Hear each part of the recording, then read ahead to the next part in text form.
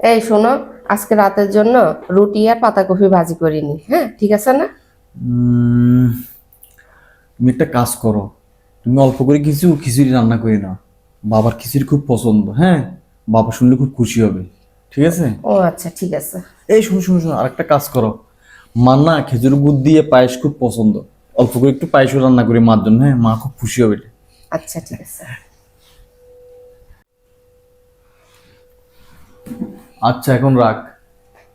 এ শুনো, দোকান বন্ধ করে চলে এসেছি, তোমাকে নিয়ে আজকে এক জায়গায় ঘুরতে যাবো। কি বলো তাড়াতাড়ি তাই? রেডি হয়ে নাও, হ্যাঁ। আর কাজকর্ম রাখো আজকে। আচ্ছা ঠিক আছে, আমি রেডি হইনি। শুনো শুনো, আরেকটা কাজ করো। মাকে আর বোনকেও রেডি হইতে বলিও, তারাও অনেকদিন কোথাও ঘুরতে যায় না। তারাও খুব খুশি হবে ঘুরতে গেলে, হ্যাঁ। আচ্ছা ঠিক আছে, যাও যাও। বলতেছি।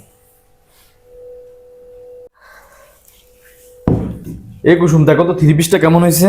খুব সুন্দর হয়েছে তো থ্রি পিসটা। কার জন্য আনছো এটা? আর এটা বড় ভাইয়ের বউর জন্য আনছি, ভাবি দেখতে অনেক খুশি হবে। ভাবিকে অনেকদিন কিছু দিই নাই তো, তাই এটা নিয়ে এসেছি ভাবির জন্য। ভাবি খুব খুশি হবে। যাও ভাবিকে এটা দিয়ে আসো। আচ্ছা ঠিক আছে। তুমি খুব ভালো মানুষ গো। তোমার মনটা অনেক ভালো, সত্যি তুমি সবার খেয়াল রাখো। তোমার বাবাকে এটা রান্না করে দিলে তোমার বাবা খুশি হবে। তোমার মাকে এটা রান্না করে দিলে তোমার মা খুশি হবে। তোমার বোনকে বেড়াইতে নিয়ে গেলে তোমার বোন খুশি হবে। তোমার ভাবিকে থ্রি পিসটা দিলে তোমার ভাবি খুশি হবে। তবে তুমি কি তোমার বাড়ির লোকরে কখনো বলছিলা তোমার বউকে কি করলে খুশি হবে?